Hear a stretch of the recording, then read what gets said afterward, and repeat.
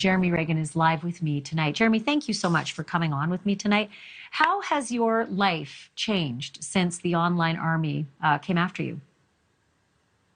Um, it's definitely been weird. I've had a lot of people online just sort of saying, well, this wouldn't have happened if you never did an interview. If you wouldn't have done X, Y, and Z during the interviews, then we wouldn't have been suspicious of you. But it's not like I was intentionally doing anything during the interview or like I had sought out these interviews.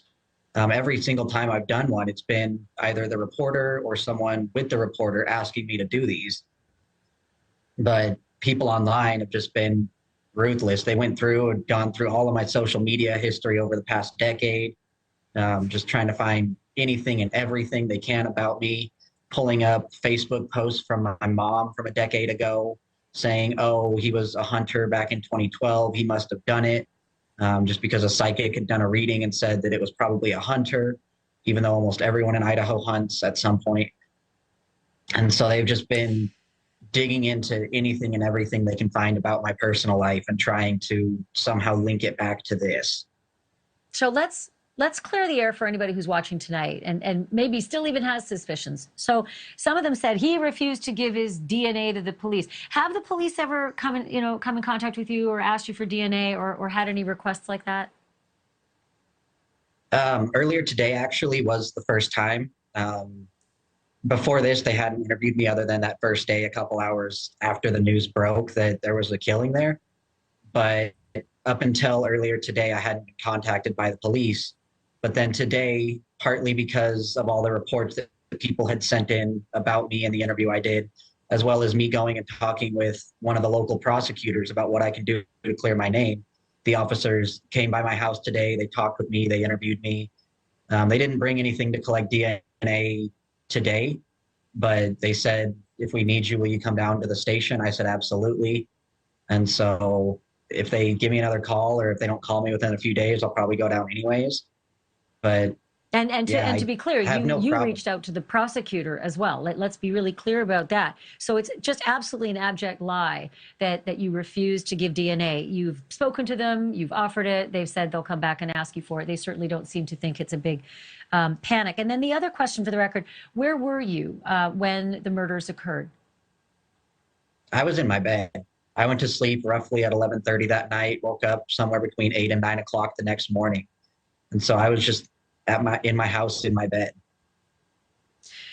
So I heard in an interview at some point you gave that you said you now carry a weapon. I have two questions about that. What kind of weapon do you carry?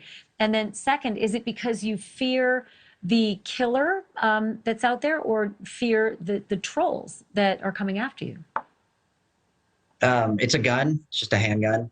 And it's not really that I fear for anything. It's just I feel safer having it. I don't walk around thinking maybe the killer's going to come for me next, stab me in the back or something like that. But just having it on me gives me that extra sense of security, especially now where cyber sleuths may or may not come.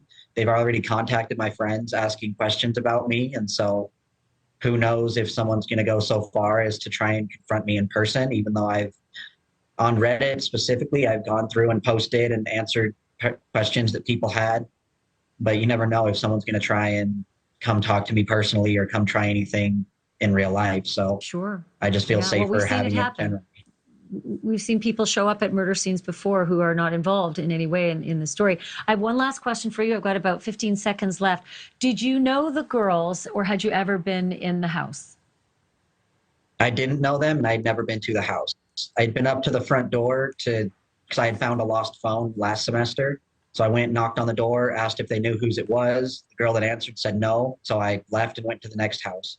Did the same thing until I was finally able to figure out whose phone it was.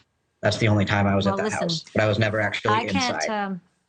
I can't thank you enough for coming on the air and clearing up a lot of these misconceptions that have been online. I'm sorry that you're going through this, Jeremy, but keep us posted on what happens. If the police do come back, give us a heads up and we'll talk about, what happens from here. Thanks for doing this.